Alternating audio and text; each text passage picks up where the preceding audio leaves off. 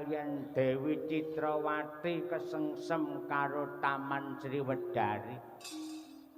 Lha pancen ya taman nek apike kaya ngene iki.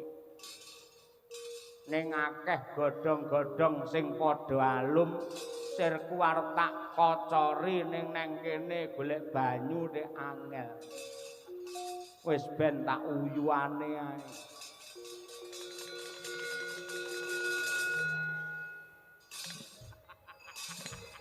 Wis ngene bar iki digedhukne. Wis ngene ae. Timbangane tandurane mati lak ya malah mesake. Merga ana paribasan Sukasrana. Sukasrana.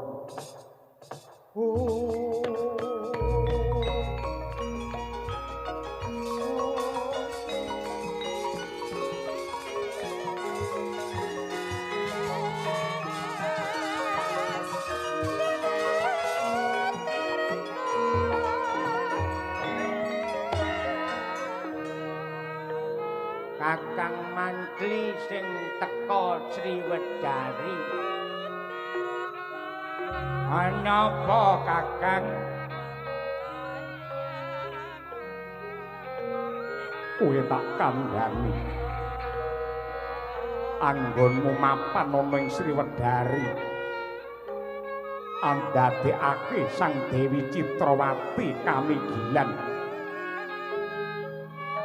Satemah muntak penggali Sri Arjuna Sasra jumangkah gagah bakal mateni karo kowe.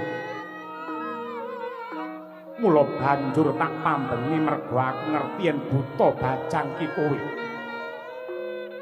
Aku matur bakal nyingkirake buta bajang saka Sriwedari. Nanging panjenengane ora kersa.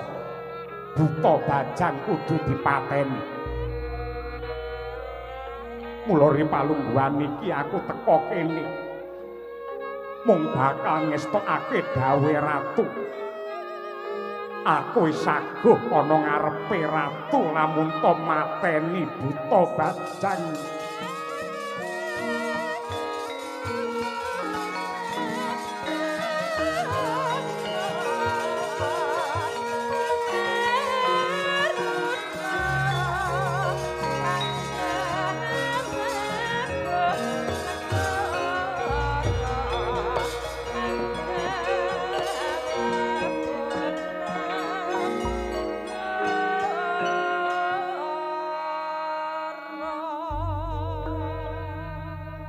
Nanging nadyan kaya ngapa lan kepiye sing jenenge sedulur kuwi tega larane ora tega patine.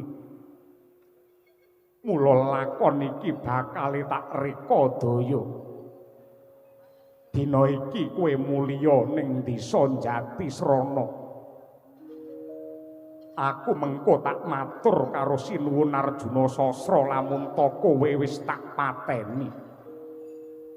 Mengko lamun to aku wis ketrima dadi pejabat negara kene. Sumantri kelakon dadi wong sugih. Aku bakal mulih ning Jatisrana gawakake sandangan sing becik kanggo kowe, panganan sing nirasa kanggo kowe. Sing baku ripalungguhan iki kowe mulya. Aku yen kon mulih tegese kowe ngapusi karo ratu. Yen ngapusi karo ratu tetel jiwa kasatriyanmu. Mula aku njaluk kowe aja wigih ringa-ringa gandeng Kakang Mantri wis saguh wis sumpah bakal mateni buta bajang. Ripalungguhan iki tak seblake dadaku. Aku ikhlas lahir batin mara gage aku patenana Kakang Mantri. Aku iki menungsa dudu kewan kok mateni wong iki piye?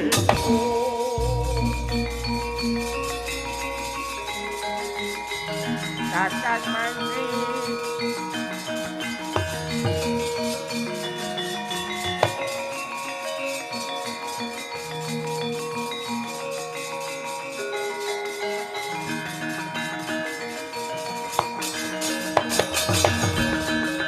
tata mirahing sun prihatin waspagung ijil tuhu tahatan pokarya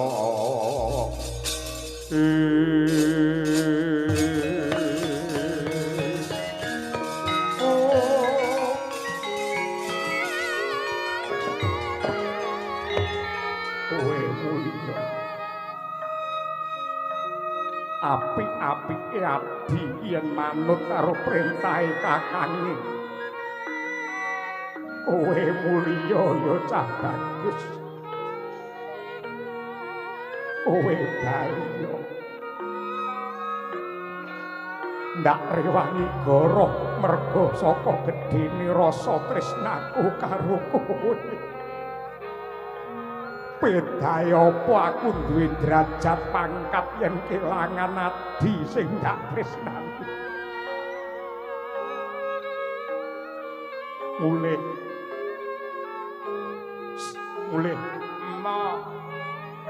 aku ora pengen duwe kakang sing ora jujur kaya ngono kuwi. Aku ikhlas mati kanggo tumbal kejujuranmu Kakang Mandri. Mulya. Emok. Mulih. Emok.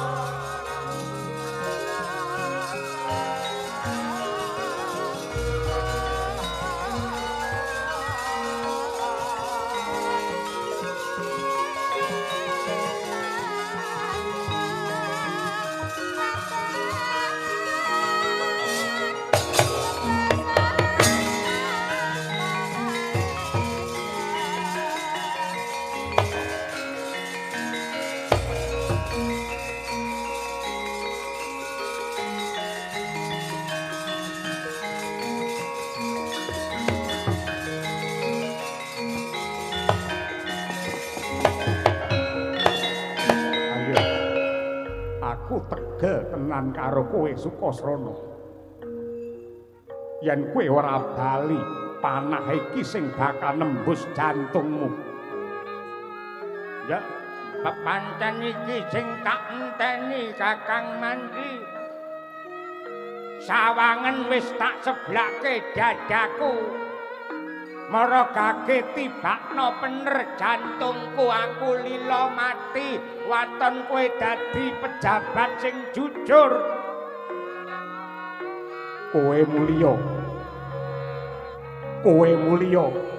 Ma yen ra mulih mati tenan kowe. Aku mau mulih. Najan kaya ngapa lan kepiye aku mau mulih. Sumantri.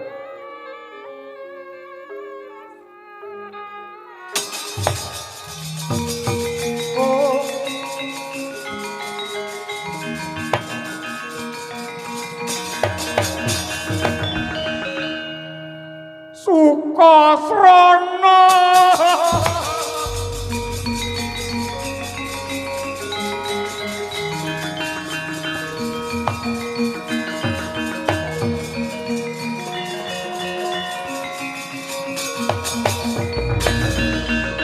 wong bagus wae pijar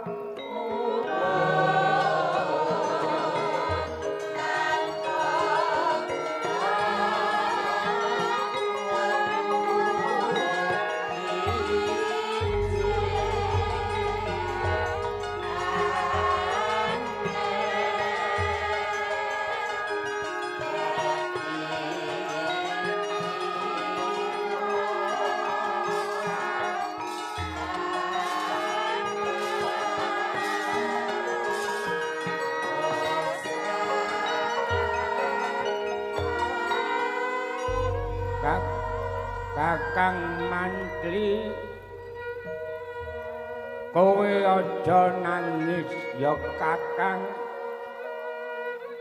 Aku ikhlas lahir batin mati dadi tomboke wong jujur. Kautamanmu dadi satriya tak siram nganggo getihku. tak cagaki ngangge balungku lan gelem ora gelem kabeh wong besok bakale ya mati ning tak jaluk kowe besok yen mati ngantepana karo jiwa luhur ngrungkepi bumi pertiwi mulyake karo wong cilik aja malah nyiksa karo wong cilik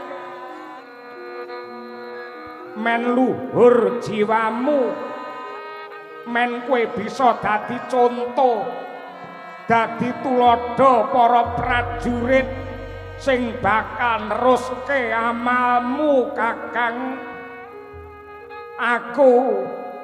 aku pamit mati ya kakang Mantri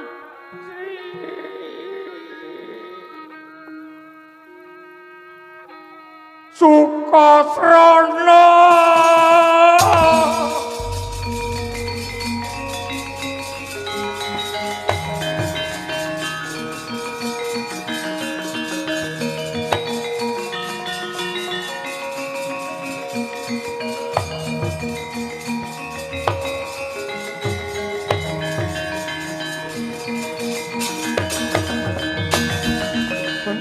langit kelap-kelap katon lerkin sanging alis risang maweh gandrung sabarang kadulukir moyak mayik kadangipun kakang Yayi Sumantri ajur mumur rasamu atiku uga melu gempur weruh kaya ngono kuwi becik lan kasetyan antarane Sumantri kelawan adimu Sukasrana ingsun ngrumangsani lelakon perih iki dumadi merga saka luputku mula ingsun mundhut pamit bakal nebus dosa kanthi srana tapa ngambang ana tengahing segara dene katentremaning Maespati sautuhe ndak pasrahake marang jeneng sira sisan gawe saka gedhening lelabuhanmu lan pangorbananmu Sumantri ndak tetepake dadi patih jero Maespati kanthi kekasih Patih Swanda sing tegese satriya linuwih pantes minangka conto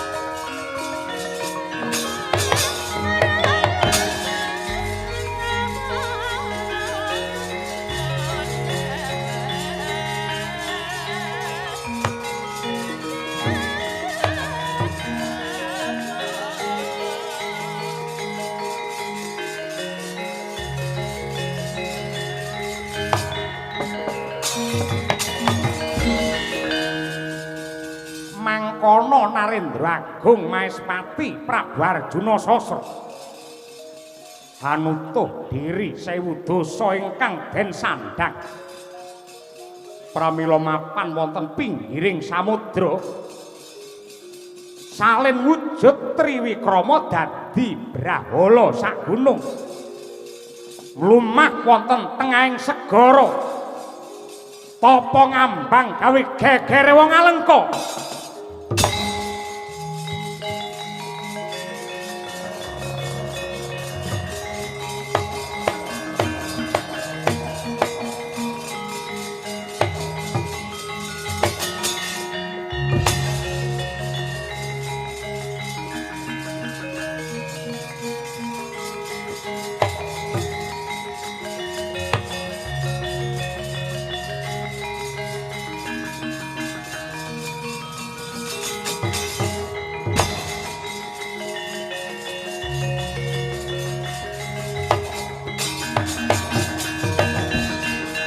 Pandhawa tata gadewe saya Indriyaksasara maruta bawana bana marga ana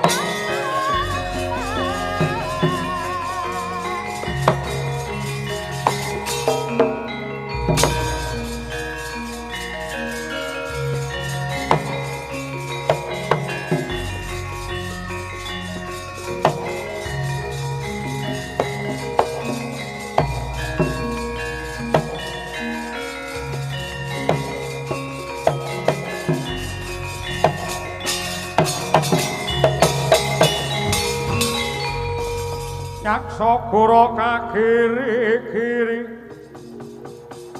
genyoler prabata abang kaulagar mangwuk mungso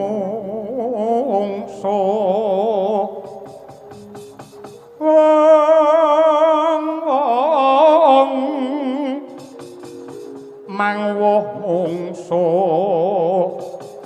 aminta lawan anggrolir singona abdo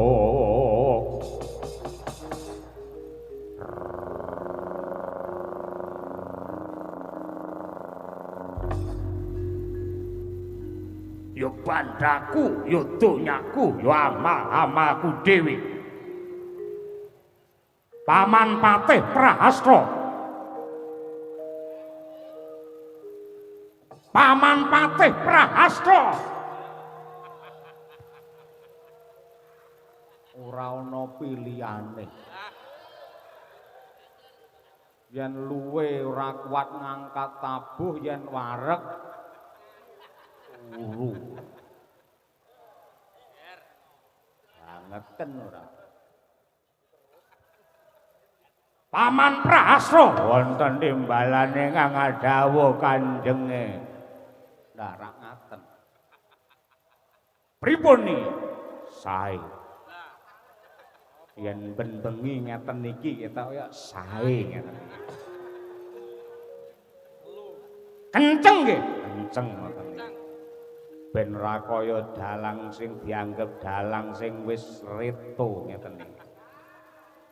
Kula taksih kenceng, tesih. Dudu wong tuwa, nes. Jenengan duwe power. Power magic. Duwe kekiatan ingkang sakalangkung ngedap-ngedapi. Dasaripun Dasamuka dadi ratu mblegedhu wonten Ngalengka Diraja. Nyakrawati mbau dendha ngenyam kawibawan Gateng Mutiara. Nanging menggaing gesang kula taksih ganjil taksih gotang karana boten wonten mutiaraning rasa ingkang sumandhing kaliyan Dasamuka. Lajeng wiwit kuncung ngantos gelung boten wonten wanita ingkang pinter ngrengga nyungging sajroning rasa kejawi namung titising Widawati. Kabar sampun sumebar warta sampun rata bilih ripalungguhan samangke Sang Widawati manitis dumateng garwa nata ing Maespati nenggih pun Dewi Citrawati. Nggih. Tetep badhe kula oyang nika bojone wong. Enak-enake wong wedok iki malah yen bojone wong ngoten niku.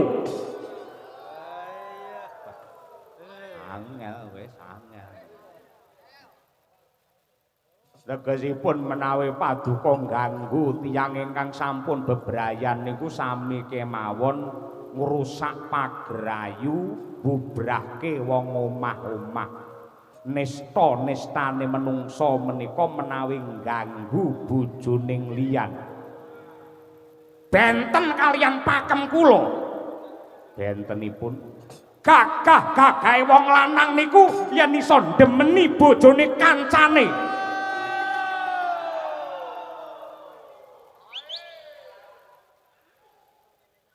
Kancane duwe pacar, bar kuwi pedhot genti pacaran karo kancane meneh ngoten niku. Kebangetan. Kaya donya niku ambane mung sak kathok kolor. Kelor. Tetep kula ya. Kula nglimpe ngenteni titik mangsa Kang Prayoga. Syukur menawi tiyang Maespati gawe dadakan perkara gampang anggen kula bradat dumateng Citrawati sing nyatanipun sampun kondang kaluka wiwit saka pucuk rambut nganti jempol sikil ora ana getek cirine babar pisan. Wong sempurna boten kaya Citrawati niku. Dasar wase sembodo sulalan wiraga elok ing wadana ndudut rasa ira mancung karya wuyung dadi lan pantese mripat yen mulat sajak jejawat tur tipis lambene yen guyung gregetke awake lencir kuning marakake wong lanang gulung kuming.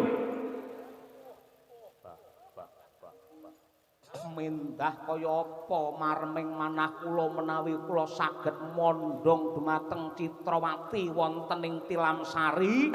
Sak lebetipun Tilamsari sampun wonten wujudipun lilin ingkang murup cacahipun 1000. Mendah remening manah kula menawi kula saged bebantal sing nyengkir gading geguling sing wentis kuning. Pripun? Podang kuning. Wes sampean pikirane lagu ae ora. Mbuh kapan wancine ora ketang setetes kula pengen ngokop marang si Citrawati niku.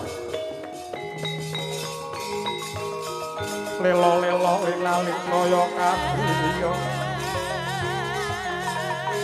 Yasmara marang risang kadirante.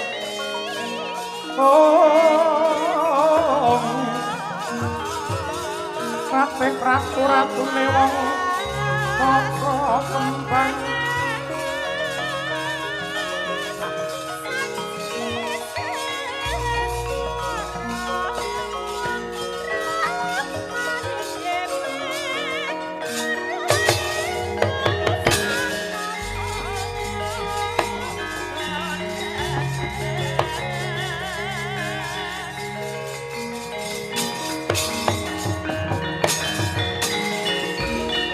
ora pangling potet kala marica. Inggih kula ingkang sowan sinuwun.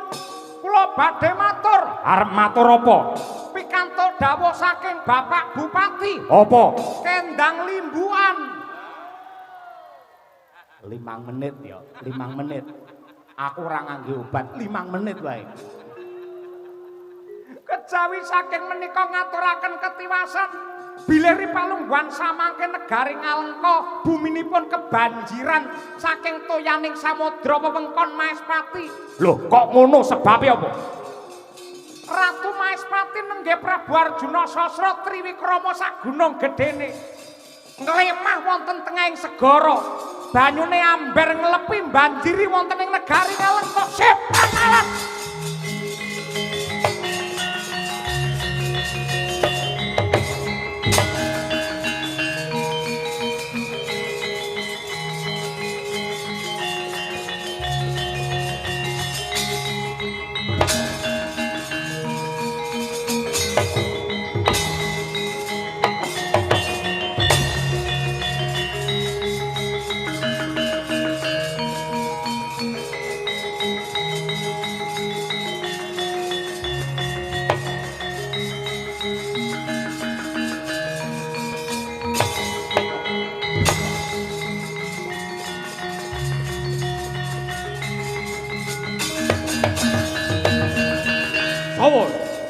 Patih Jaba Maespati jenengku Patih Surata bengak-bengok kaya wong edan sapa?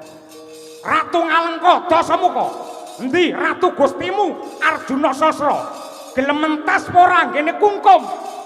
Dheweke lagi nindakake darmaning kadewatan alam Belgedes.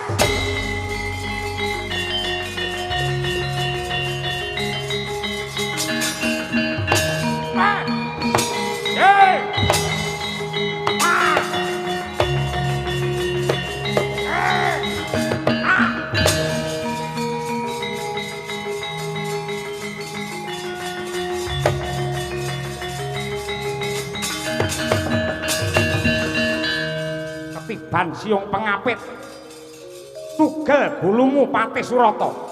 Sapa sing ra trima?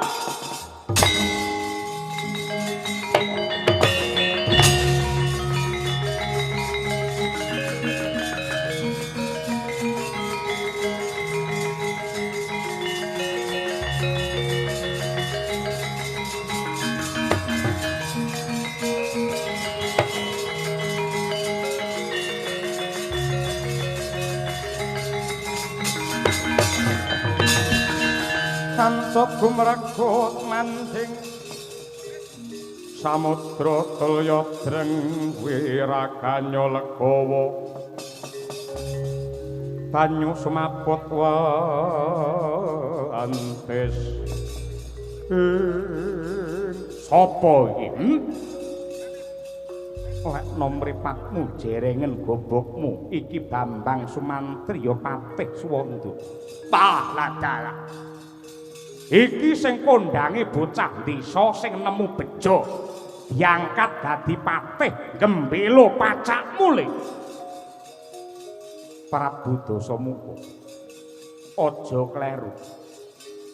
Wong sing bungah entuk jabatan kuwi sejatine kleru. Ndak baleni ucapku. Wong sing bungah entuk jabatan kuwi sejatine kleru. Merga pejabat kuwi mikul tanggung jawab sing abot becik ana donya lan besok ana jaman akhir. Ora perlu kowe semuci-suci. Ora perlu kakean bebangah. Kowe minggir. Endi Ratu Gustimu Arjuna Sasra sing jare titising dewa ning nyatane gawe rekasane wong liya. Anggene tapa ngambang dadi Brahala Cetha mung bakal pamer kaprawiran.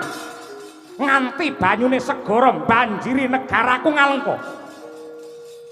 Mbok menawa Sri Arjuna Sasra ora jarak yen anggone tapa ngambang ngrugekake negara Ngalengka.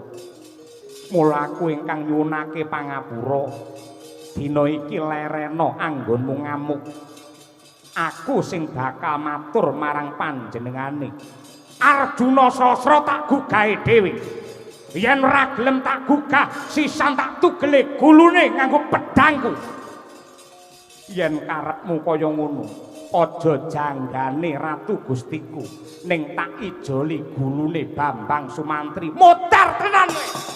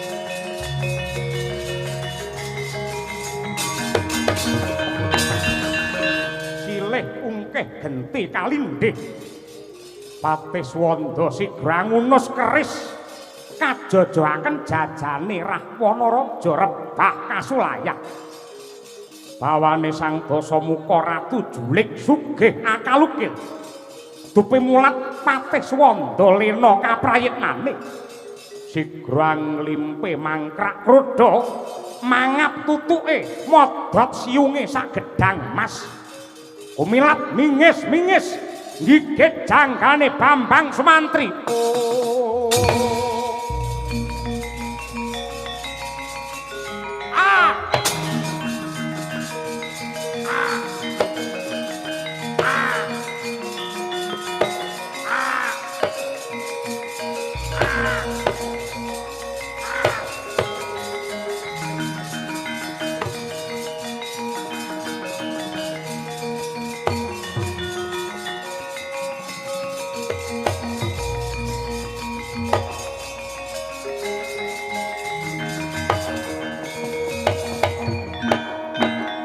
Mendung peteng ireng anggaweng jagat melu sambat bawana nandhang karuna mulat kawengisane Ratu Ngalengka nyata kejem kaya singa barong ingkang keluwen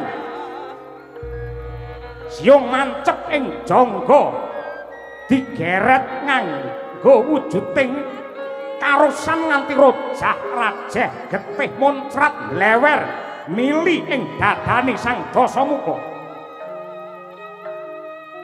siung angglandang sarwi ambeng sora tugetel janggane Patiswanda sirah glundung ing bumi hanyarengi belah mega ing akasa tumurun apsari kaswargan nawuraken kembang kahwangan song pakurmatan lan methuk gugure marang Sang Kusuma Yuda.